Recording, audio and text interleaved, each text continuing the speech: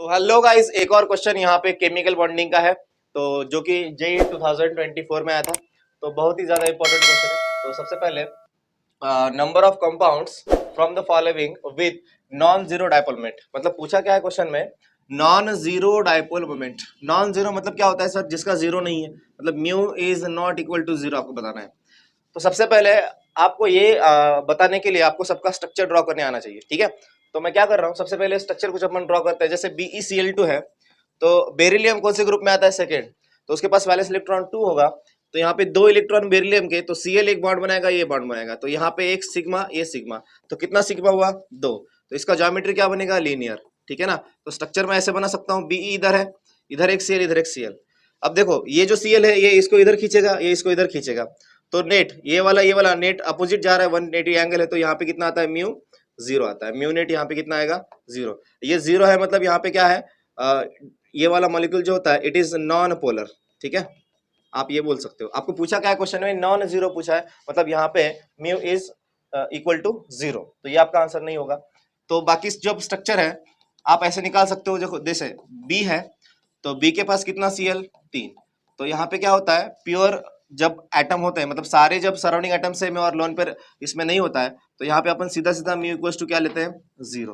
तो इसका mu zero आता है। Na3 में क्या है, नाइट्रोजन के पास इलेक्ट्रॉन कितना हुआ? 5। तो 5 इलेक्ट्रॉन में क्या होगा, 3 इलेक्ट्रॉन के साथ फ्लोरीन बॉन्ड बना लेता है ऐसे, और एक जो इलेक्ट्रॉन बचा पेयर ऐसे बनाएगा।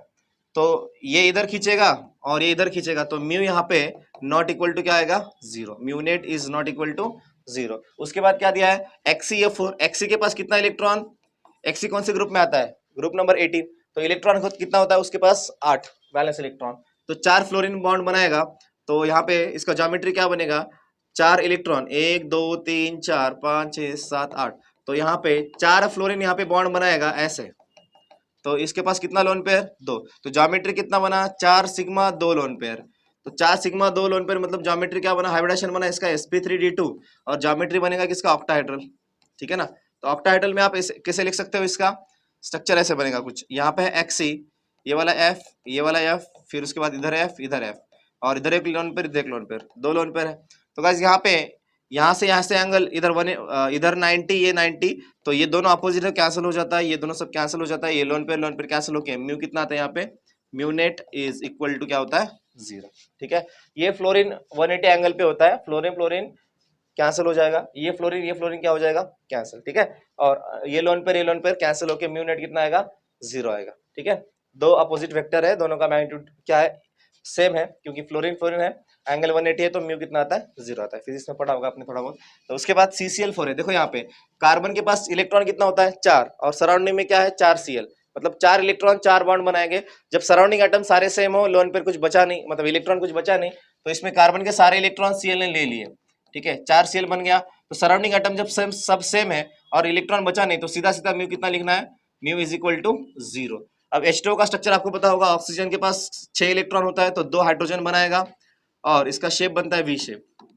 तो water is highly polar, mu is not equal to zero.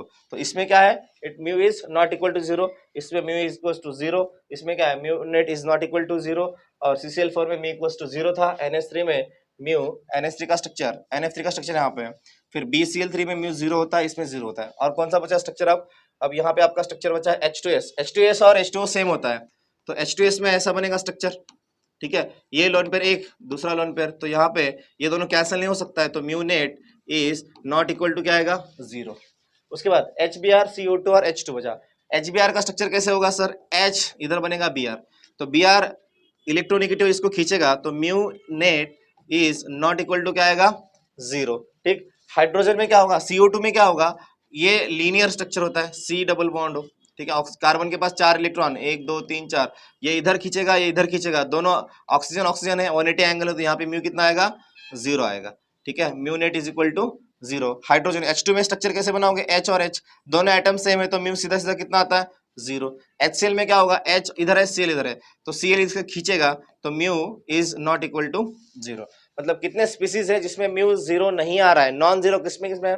एक तो हो गया ये HCl का स्ट्रक्चर, एक। उसके बाद ये नहीं है, ये नहीं है, ये है, दो।